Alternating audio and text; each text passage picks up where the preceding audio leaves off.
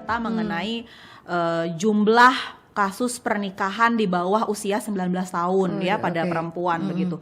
Ternyata di masa pandemi itu naik 2,9 kali lipat dibandingkan tahun sebelumnya.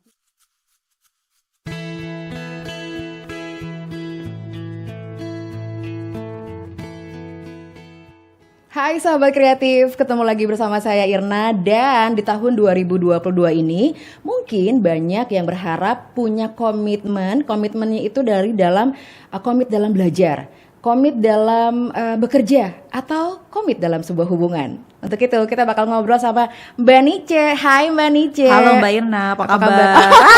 Salam sehat ya. Ya, selamat tahun baru ya. Selamat tahun baru ya. Juga. Oke. Nah, jadi ini ngomongin soal komitmen dalam hubungan.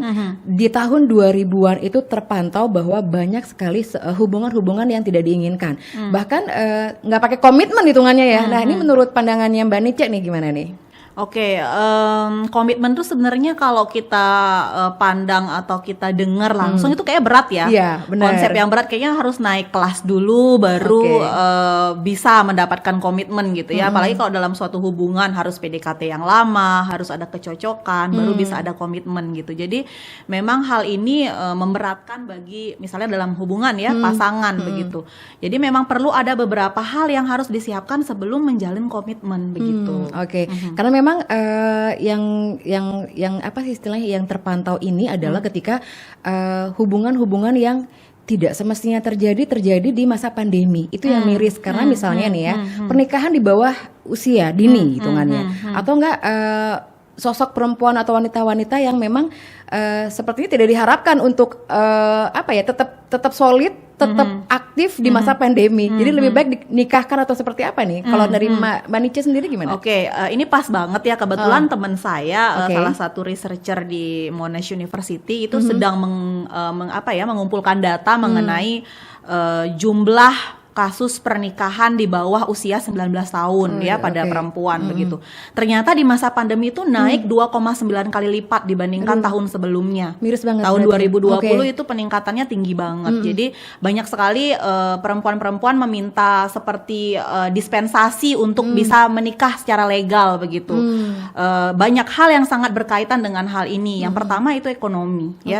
Karena kita tahu pandemi nggak cuman golongan menengah ke bawah aja yang masalah ekonomi, tapi juga golongan menengah dan juga golongan menengah atas itu mengalami banyak tantangan ya di masa pandemi, karena memang kondisi ekonomi terpuruk ya, tidak hanya di negara kita tapi juga di negara lain begitu. Nah, di Indonesia sendiri masalah utamanya adalah faktor ekonomi dan juga pendidikan begitu. Jadi akhirnya ini menyebabkan terjadinya peningkatan permintaan untuk dispensasi terkait dengan legalitas pernikahan di bawah usia 19 tahun begitu Mbak Irna. Padahal nikah juga kan perlu komitmen ya, karena setelah nikah nggak cuman hitungannya nggak cuman senang-senang, hura-hura, happy-happy, tapi juga ada beberapa jadi komitmen dari entah sang pria atau wanita yang nanti jadi ibu atau ayah ya kan. Nah ini yang belum diketahui bahwa komitmen dalam sebuah hubungan tuh ternyata nggak gampang. Iya, gampang-gampang susah sih ya. Kalau udah ketemu resepnya kayaknya jalannya lancar aja gitu atau ya. Atau mungkin ketemunya sama yang klop, yang udah siap, ya kan? Iya. Karena kalau kita bilang susah nanti orang takut benar gitu ya. Jadi kayak lebih. Tapi sebenarnya kalau komitmen itu sebenarnya emang dari dua belah pihak atau emang ada harus campur tangan orang lain nih?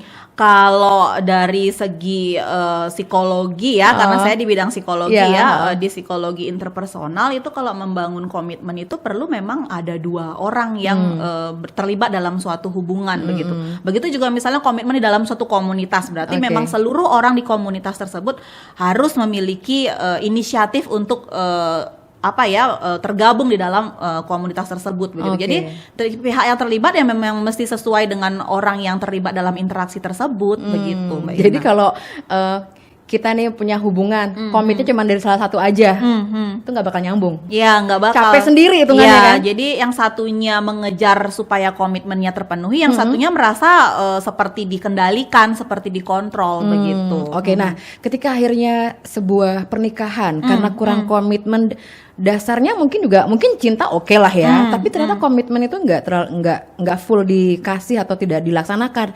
Nah, menurut Mbak Nice seperti apa? Memang sepertinya dalam suatu hubungan itu yang paling pertama kan harus didasari dengan komitmen.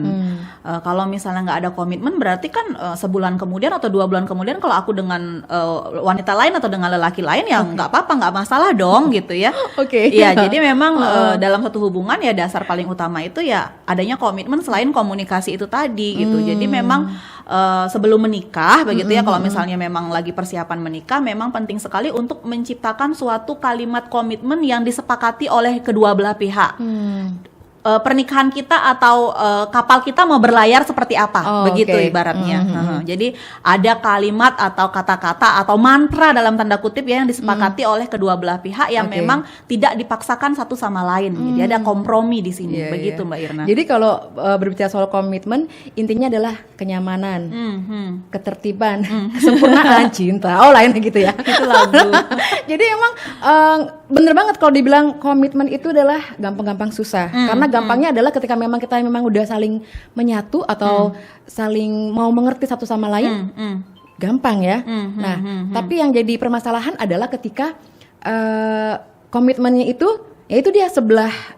Susahnya adalah ketika komitmen itu hanya dari satu belah pihak ya. Iya, benar sekali. Tidak mau mendukung hitungannya. Jadi memang harus ada 2 orang yang akan melayar atau menjalankan suatu kapal begitu. Jadi bagaimana kapal itu akan dibawa, bagaimana value atau nilai yang akan mereka perjuangkan dalam keluarga ini begitu, dalam suatu pernikahan ini.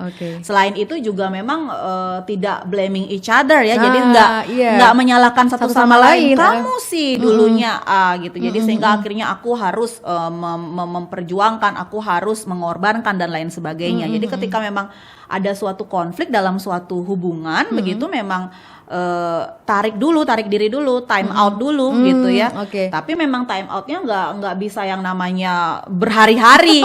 Kalau berhari-hari melarikan dong namanya. Ya, melarikan diri dari gitu. permasalahan kenyataan ya. Jadi biasanya memang yang paling cocok itu ketika time out dalam suatu hubungan, ada pertengkaran atau konflik, kita perlu menarik diri paling lama itu maksimal 24 jam udah harus ngomong lagi. Gitu. Berarti cooling down itu perlu, tapi ingat jangan kebablasan ya. Iya, benar. Minimal sejam aja deh dulu gitu, sejam untuk cooling down, untuk memikirkan kembali value-nya apa dalam pernikahan, lalu mau dibawa kemana ini, lalu kemudian akhirnya dalam waktu 24 jam memang setidaknya harus ada pembicaraan antara dua belah pihak begitu. Jadi kalau misalnya sahabat kreatif lagi ngalamin sekarang nih, hubungan kalian, komitmen kalian lagi ada di tengah-tengah yang bukan di tengah-tengah hitungannya ya, oke lah dibilang tengah-tengah, bingung antara ini harus gimana nih. Jadi yang harus kamu lakukan adalah ketika memang membutuhkan cooling down, introspeksi diri juga pasti ya, Mbak ya. Karena memang semua permasalahan pasti nggak cuma dari satu pihak, tapi harus berkacamata dari dua belah pihak, karena hubungan itu kan dari dua belah pihak, nggak cuma dari satu pihak. Iya benar. Dan misalnya ketika kita sudah mulai blaming ya, udah mulai menyalahkan satu sama lain, jangan menganggap bahwa pasangan kita itu adalah manusia setengah dewa. Yang bakal memaafkan atau nggak bakal nerima? Bakal nerima, memaafkan dan memahami, ya, dengan seperti bahasa kalbu gitu, langsung paham, langsung ngerti gitu ya. Langsung ngerti ini kayaknya pakai telepati gitu. Ya, telepati, nggak ada yang kayak gitu ya. Jadi memang harus diobrolin, harus ada ngobrol, harus ada pembicaraan apa yang dibutuhkan, apa yang diinginkan dalam hubungan tersebut begitu. Dan ketika tidak mampu mencapai keinginan dan kebutuhan, berarti memang bisa jadi itu terlalu dipaksakan, kebutuhan tersebut atau keinginan tersebut. Perlu melibatkan orang lain kalau udah orang misalnya ketiga orang ketiga yang bisa dibilang itu netral, ya. Jangan orang ketiga nanti akhirnya masuk menjadi malah wanita idaman lain atau pria idaman lain begitu. Nah, ini kan juga proses ketemunya ketika sebuah komitmen dalam hubungan, ujung-ujungnya nggak taunya harus ada perpisahan. Dari kacamatanya Mbak Nice sebagai seorang sosial psikolog maksudnya, seperti apa?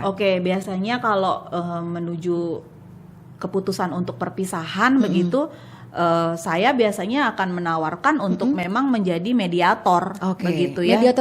Mediatornya berarti memang tidak memandang sudut pandang di satu pihak saja, tapi kedua belah pihak. Biasanya itu kami melakukan terapinya dengan solution focus terapi. Jadi terapi yang memang fokusnya kepada solusi. Kalau misalnya satu pihak udah bawa yang namanya mau perpisahan ini, jadi memang kita mencari solusi apa yang ada untuk menengahi ini. Oke, way out-nya seperti Iya, apa, jalan way out, keluarnya jalan ya? keluarnya bagaimana gitu, sehingga akhirnya memang sama-sama disepakati oleh kedua belah pihak gitu. Jadi ketika menjadi mediator memang misalnya mau melibatkan orang lain dalam suatu permasalahan pernikahan ini memang dicari orang yang netral. Oke. Lalu kemudian bisa jadi harus yang profesional begitu ya. Iya. Jangan sampai akhirnya pengalamanku dulu diginiin, ya kamu harus ngikut dengan pengalamanku, misalnya seperti itu ya. Jadi kan ada bias di sini ya, begitu. Jadi memang mencari orang yang profesional dan juga memang sama-sama saya akan menanyakan value-nya apa nih? Apakah udah ada perbedaan value benar-benar berjauhan atau sebenarnya value-nya ada yang sama tapi karena memang cara komunikasinya yang tidak nyambung begitu, yang tidak efektif, akhirnya memang terjadi konflik di sini. Begitu. Jadi intinya adalah ketika sebuah komitmen terus terjadi anggaplah kesalahpahaman, terus pertentangan, ya kan? Sebenarnya apa yang harus dilakukan yang paling awal oleh kedua pasangan dalam sebuah hubungan? Ketika harus mengingat lagi, gini loh komitmen kita, misalnya gitu. Ya, karena kan tadi poin pertama yang saya sampaikan ke Mbak Irna adalah perlu membuat suatu mantra atau suatu kalimat untuk komitmen kita ini, gitu ya. Misalnya pernikahanku akan bersama denganmu sampai misalnya maut memisahkan, begitu. Dengan diwarnai oleh keluarga yang sederhana dan misalnya bersahaja. Nah, coba diingatkan kembali, baca lagi mantranya. Misalnya mantranya ditulis dalam kertas lalu disimpan di lemari paling atas. Diambil lagi, sama-sama dibaca lagi. Sama-sama mencari definisinya. Apakah sudah terjalin itu semua? Apa hambatannya? Begitu. Tapi kalau misalnya dalam kondisinya masih marah-marahan, masih emosi tinggi ya time out dulu 1 jam deh minimal, misalnya minum air dulu sama-sama di ruangan yang terpisah. Kemudian turunkan pride ya, karena kalau udah ngomongin harga diri ya lupa yang namanya sayang-sayangan di masa lalu gitu. Jadi memang perlu turunkan pride. Lalu kalau misalnya susah ini, cari orang lain, pihak ketiga yang bisa membantu dalam posisi netral gitu. Tolong bantu dong menengahi obrolanku dengannya gitu misalnya. Jadi memang tetap harus membutuhkan orang ketiga itu bukan Phil sama Will, tapi orang ketiga adalah yang benar-benar netral, bahwa tahu juga kondisi kedua belah pihak lah hitungannya ya. Dan mungkin kalau memang nih misalnya nih sampai akhirnya nih ujung-ujungnya nih Mbak Nice, no way out. Bagaimana nih gitu hitungannya? Apa? Ada memang beberapa pasangan yang mempertahankan hubungan karena terlanjur udah lama gitu ya hubungan gitu. Terlanjur udah ada anak, lalu terlanjur udah menjadi keluarga besar begitu. Kalau memang pilihannya no way out ya memang berarti butuh tenaga profesional di sini gitu. Untuk membantu dalam counseling yang berkaitan dengan pernikahan begitu. Ada yang namanya pernikahan counseling pernikahan gitu atau couple counseling yang bisa membantu pasangan untuk mencari jalan keluar yang win-win solution. Karena kan kadang-kadang no way out ada pada satu pihak saja, tapi pihak lain merasa bisa dipertahankan begitu. Jadi disinilah terapis atau konselor bisa membantu untuk menjadi penengah begitu. Karena memang kalau udah merasa bahwa, apalagi kalau misalnya dari kedua belah pihak nih, misalnya dari kedua, kalau mungkin dari satunya mau mempertahankan dan satunya tidak mau, itu mungkin agak susah ya. Tapi kalau udah sama-sama mau, ya sama-sama mau, sama-sama mau ya memang berarti perlu membuat suatu komitmen baru lagi yang berkaitan dengan bagaimana ini setelahnya. Ya. Jadi itu harus dipikirkan ke depannya. Iya, gitu ke depannya bagaimana? Apakah meskipun sudah selesai, misalnya ada anak, bagaimana pengasuhan anak? Karena banyak sekali kasus terjadi perebutan hak asuh anak ya di pengadilan. Itu sedih ya. Jadi akhirnya anak yang menjadi korban dalam tanda kutip yang dibawa dalam konflik urusan ini ya, rumah tangga yang dia sendiri nggak paham begitu ya dengan kondisi ini. Jadi memang perlu sepertinya suatu komitmen baru untuk mengakhiri hubungan ini, apa yang harus dilakukan, apa hak dan kewajiban. Jadi memasang atau limited boundaries ya, memasang batasan-batasan begitu.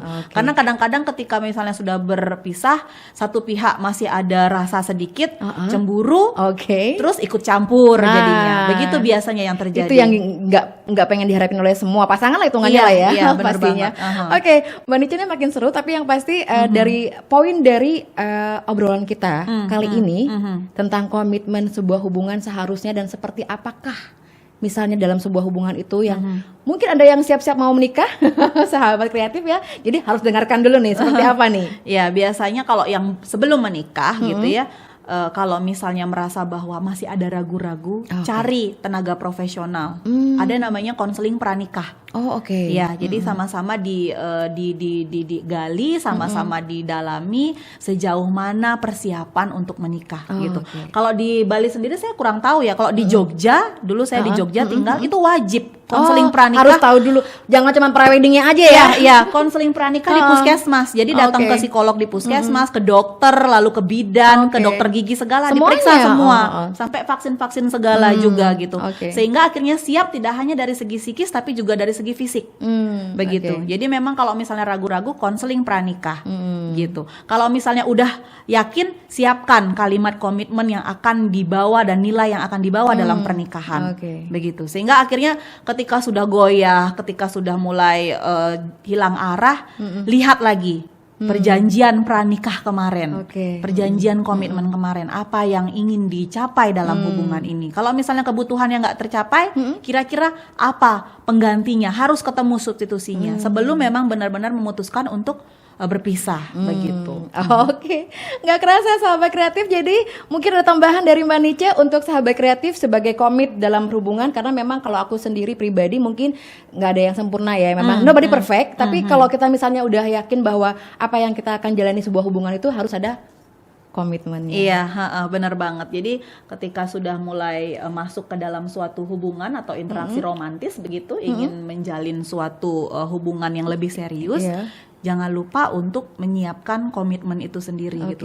Tapi jangan sampai komitmen itu jadi momok besar dalam suatu hubungan ya. Nanti kalau misalnya udah ketemu kesamaan, ketemu value yang ingin dibawa yang sama gitu, akan dengan mudah sekali tercipta suatu komitmen, suatu rasa tanggung jawab untuk memiliki hubungan ini dan membawa hubungan ini menjadi hubungan yang berhasil begitu. Amin, astungkare ya. Semoga semua yang lagi nonton podcast kita ini endingnya adalah bahagia, harapannya seperti itu. Berusaha pastinya. Terima kasih Mbak Nice untuk kesempatan kali ini, dan semoga komitmen-komitmen yang sahabat kreatif akan jalani atau yang sedang dijalani semuanya bisa hitungannya sih, kalau emang udah punya komitmen semoga bisa berjalan baik, yang akan mempunyai komitmen juga semoga juga berjalan dengan baik. Sekali lagi terima kasih Mbak Nice. Sama-sama. Sampai ketemu lagi. Dan untuk sahabat kreatif jangan lupa stay healthy and be happy. Bye.